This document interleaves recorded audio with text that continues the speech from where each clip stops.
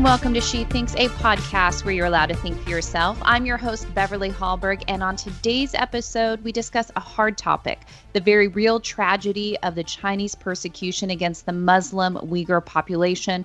We'll get into the origins of the victimization, as this has been going on for years, as well as the Uyghurs' fight against the oppressive Chinese government.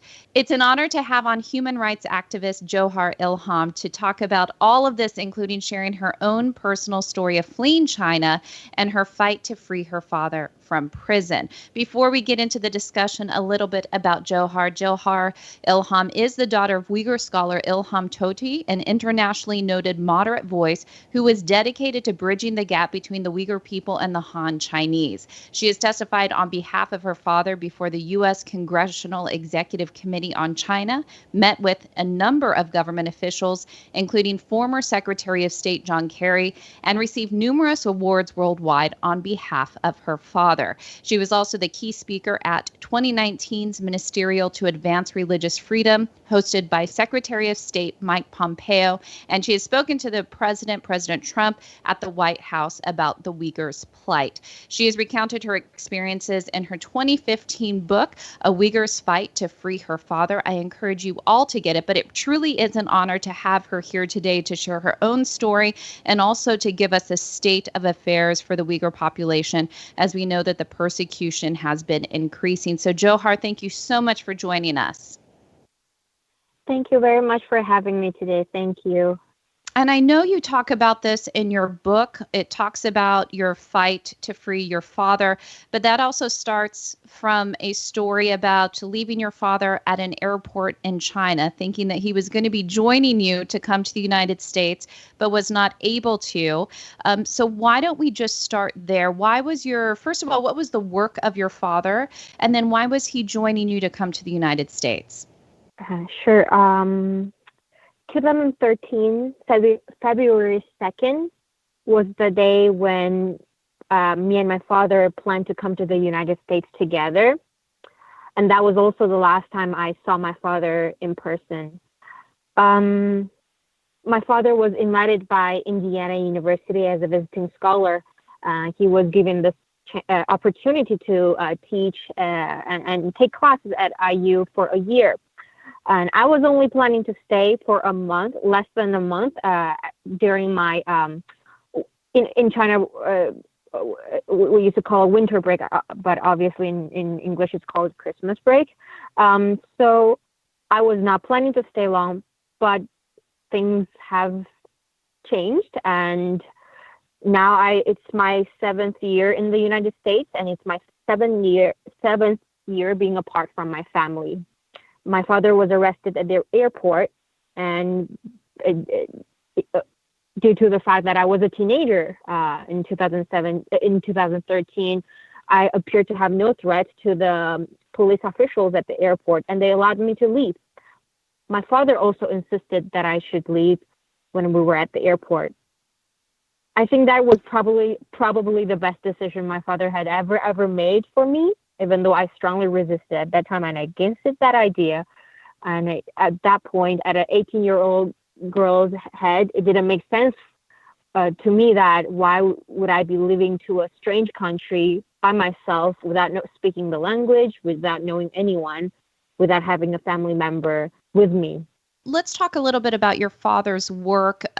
What was he doing? Was it solely about bringing awareness to the increased persecution against the Uyghur population, or what exactly? And I know that they're arresting people for people who are innocent there, but did your father realize that he was in danger of being arrested when he went to the airport with you? First of all, my father was sentenced and charged for being a separatist, and he was suspected to become someone who advocates for violence, and he was called out as a extremist, which all those accusations are completely false, and it's actually the opposite of who he was. In early 2000,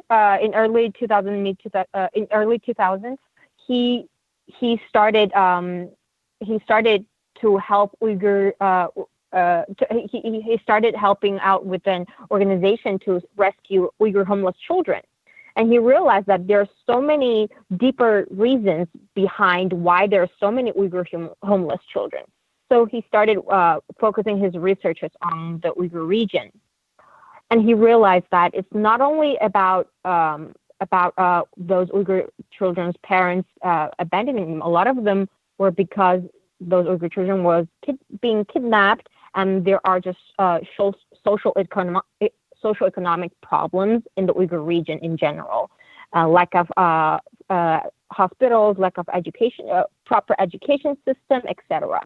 So he realized that there are so many stereotypes in between Han Chinese among Han Chinese towards the Uyghur people, and that is all because lack of understanding. Therefore, my father created this website called UyghurBiz.com to provide a platform where people can find information about not only about the Uyghur people but also about the Han Chinese. So Uyghur people and Han Chinese can create understandings.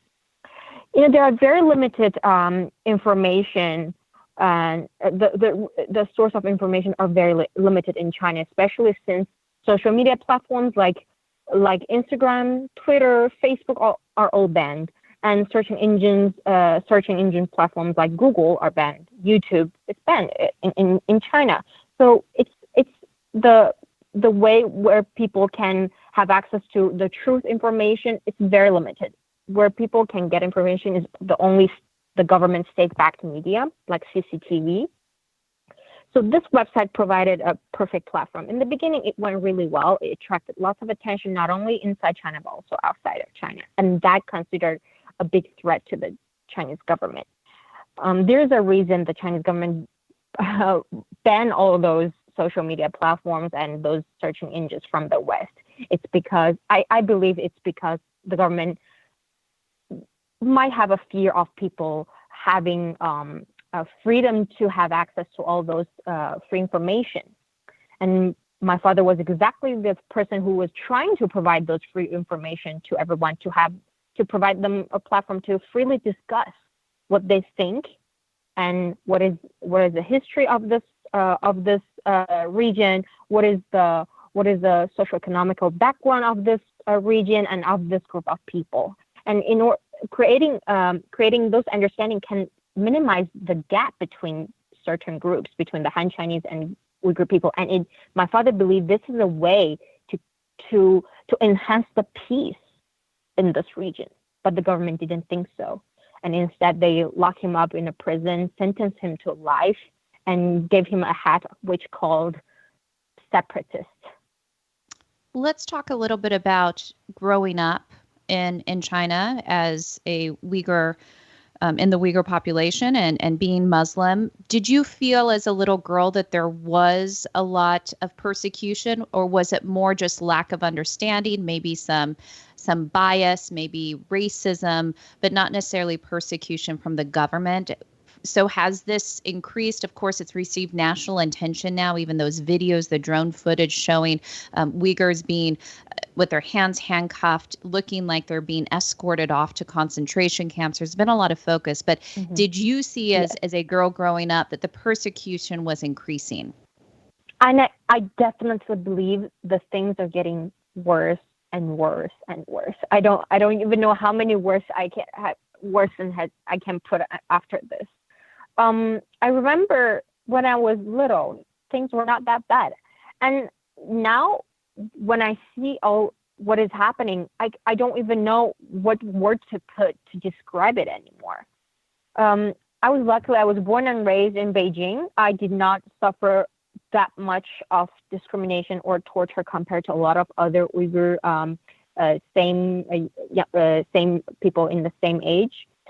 But I did have to suffer some sort of discrimination, even though I was born and raised with those Han Chinese peers.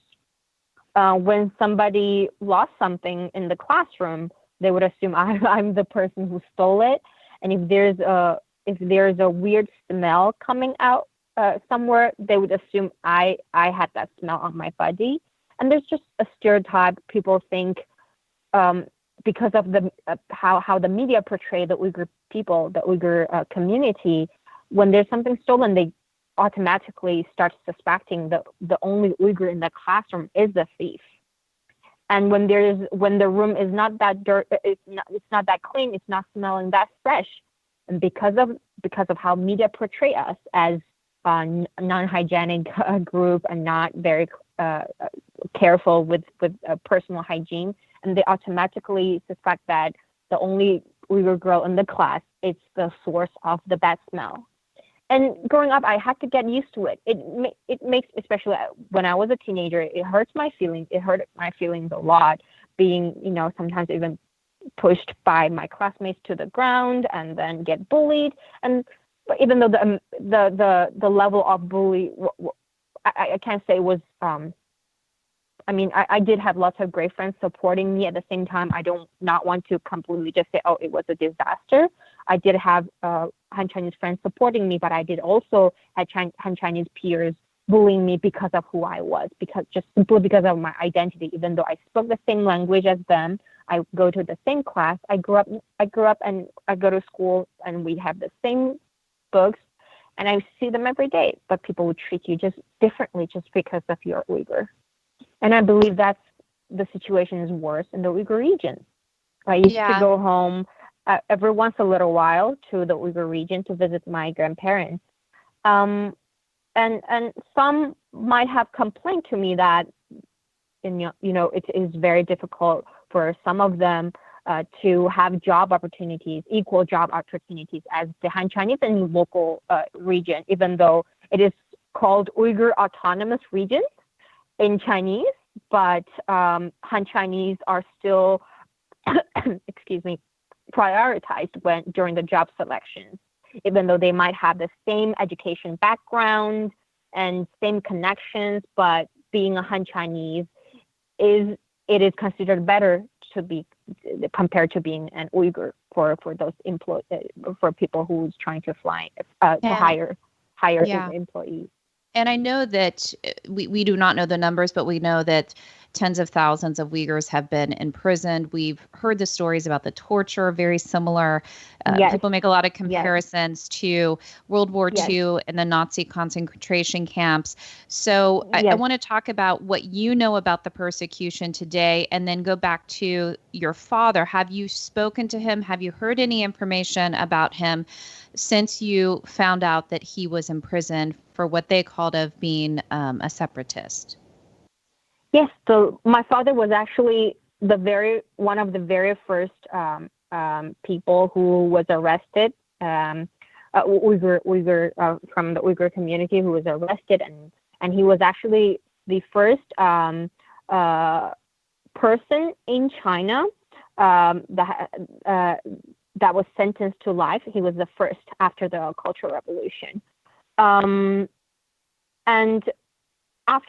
before 2017, in between 2014 to 2017, my father was allowed to be visited by our direct family members every 3 months. Even though compared to the other political prisoners, no matter Han Chinese or just any other political prisoners, family visits are granted for every month. But for my family, it was every 3 months, and that was also taken away in 2017. I haven't heard any news of my father since 2017. I don't know if he has been transferred to another prison, if he has been transferred to a camp, if he has been transferred to a labor factory, or if he has been killed. But sometimes I actually do prefer not hearing from him, because at least I didn't hear a news of him being killed. But on the other hand, I do wish to hear something of him, so I know he's safe and he's alive. And he's not the only person in my family who had to suffer from the regime. My cousin, Nuralia, she was taken away as well in late 2016.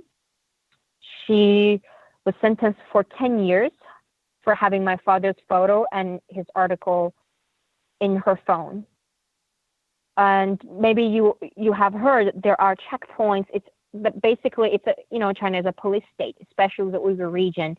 There are police checkpoints every few blocks, and people are required. It's mandatory for people to turn in their phones, and their phones can be confiscated without any reasons by those police on those checkpoints.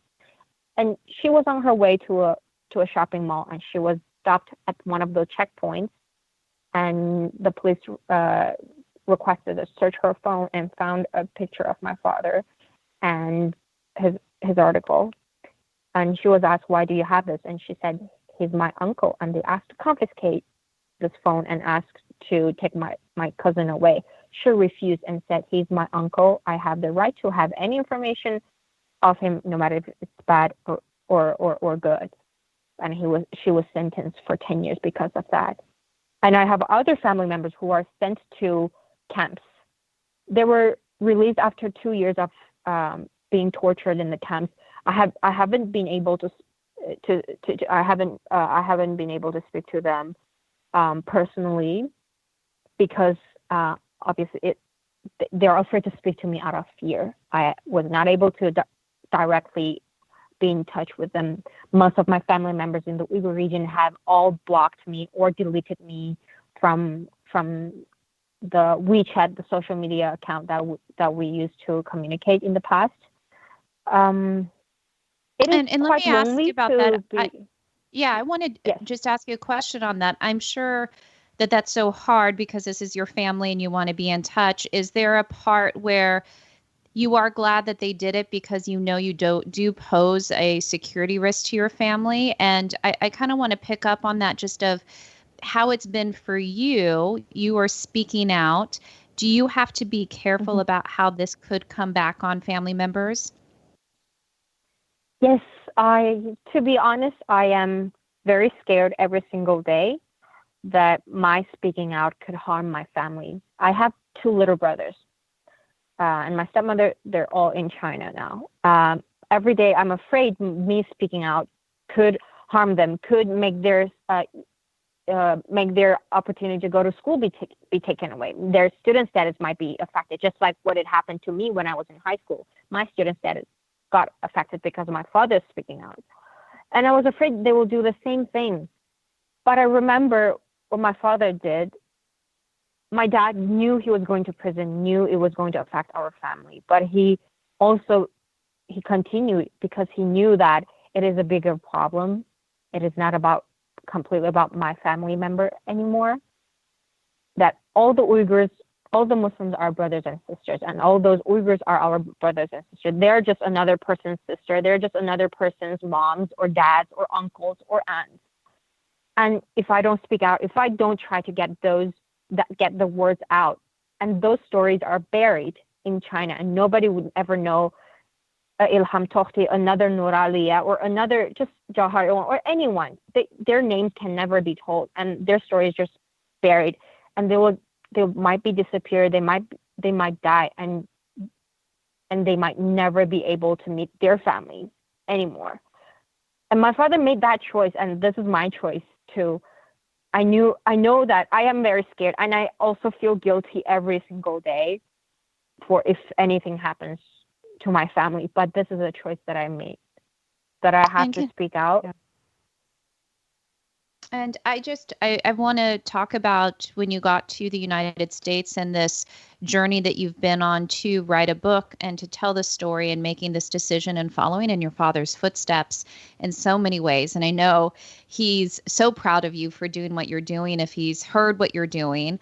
What was it like for you being, I think you said 18 years old, landing at a U.S. airport in Indiana, not speaking the language?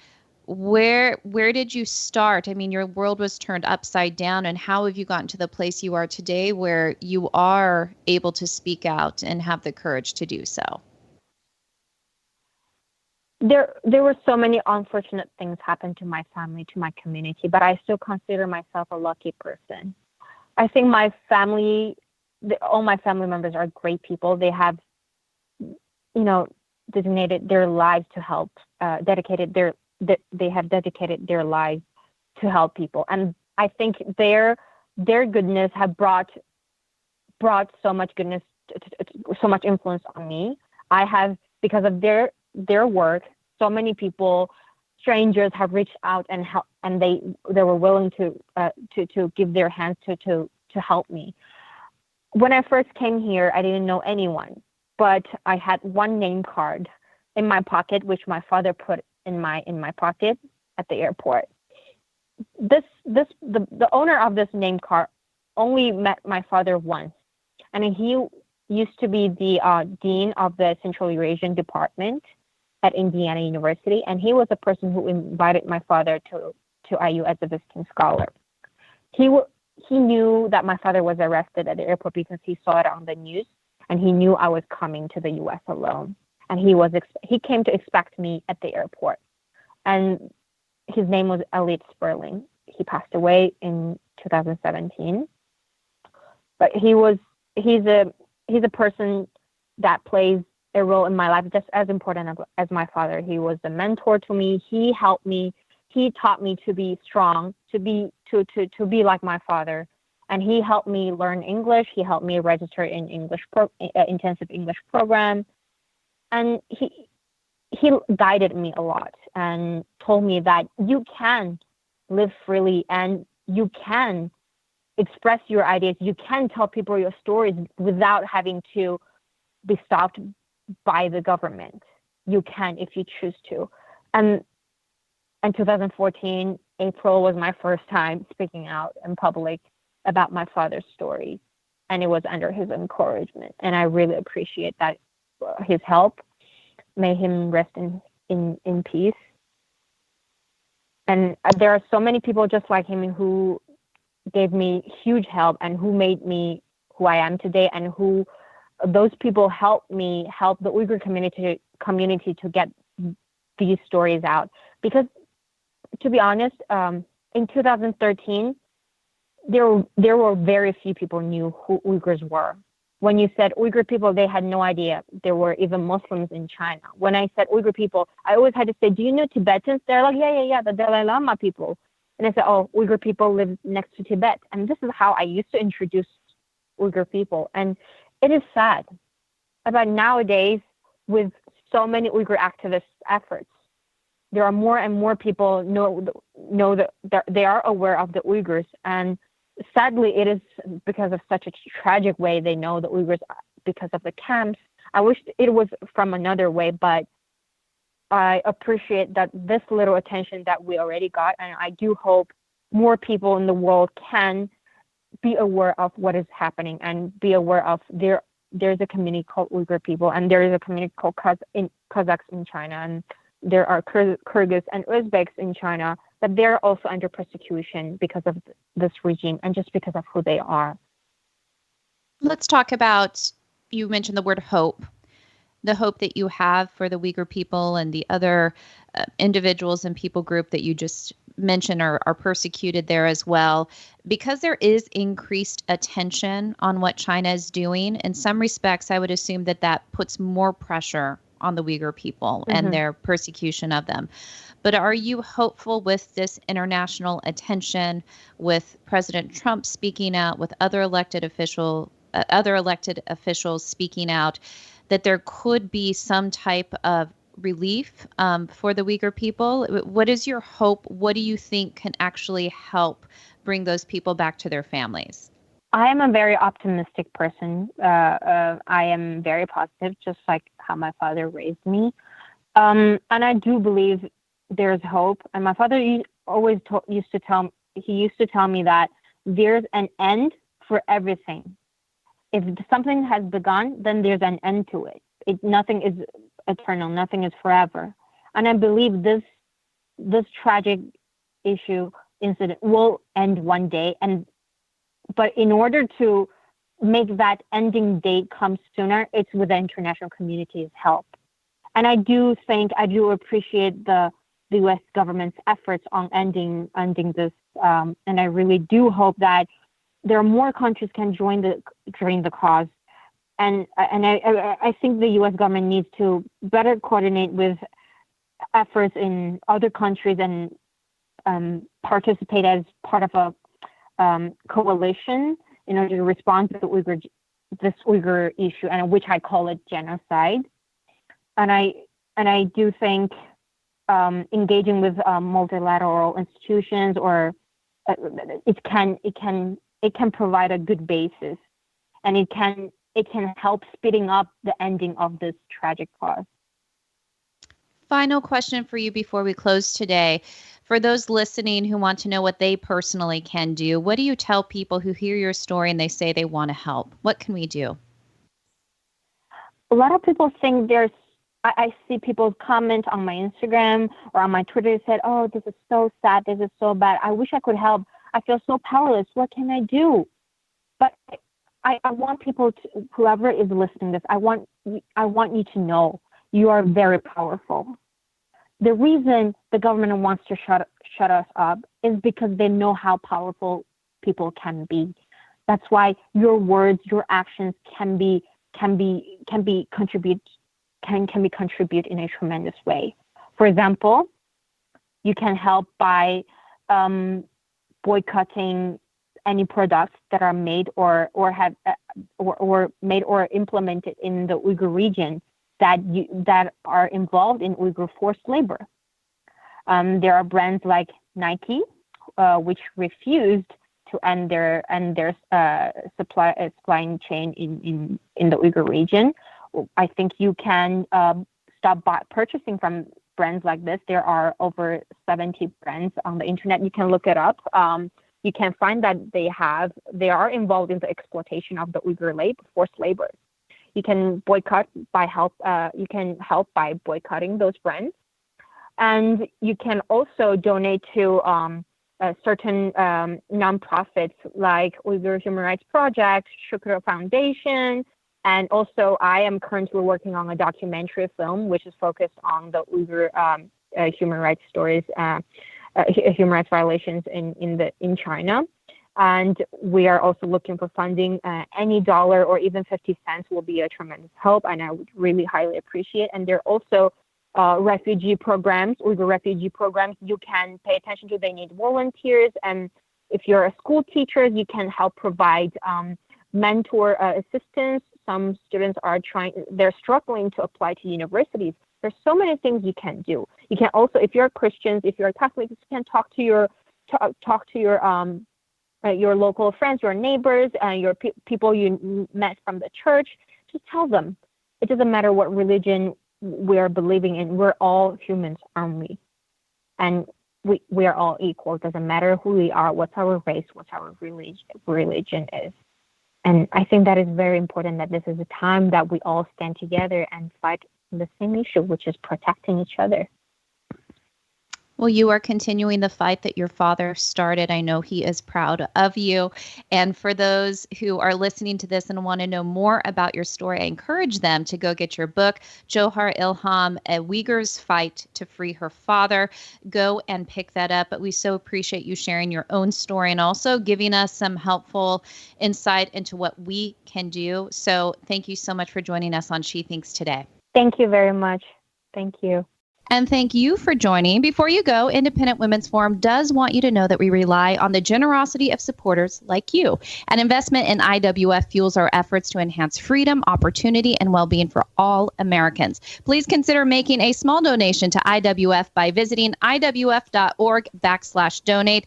That is iwf.org/donate. Last, if you enjoyed this episode of She Thinks, do leave us a rating or review on iTunes. It does help. And we'd love it if you shared this episode so you can let your friends know where they can find more She Thinks episodes. From all of us here at Independent Women's Forum, thanks for listening.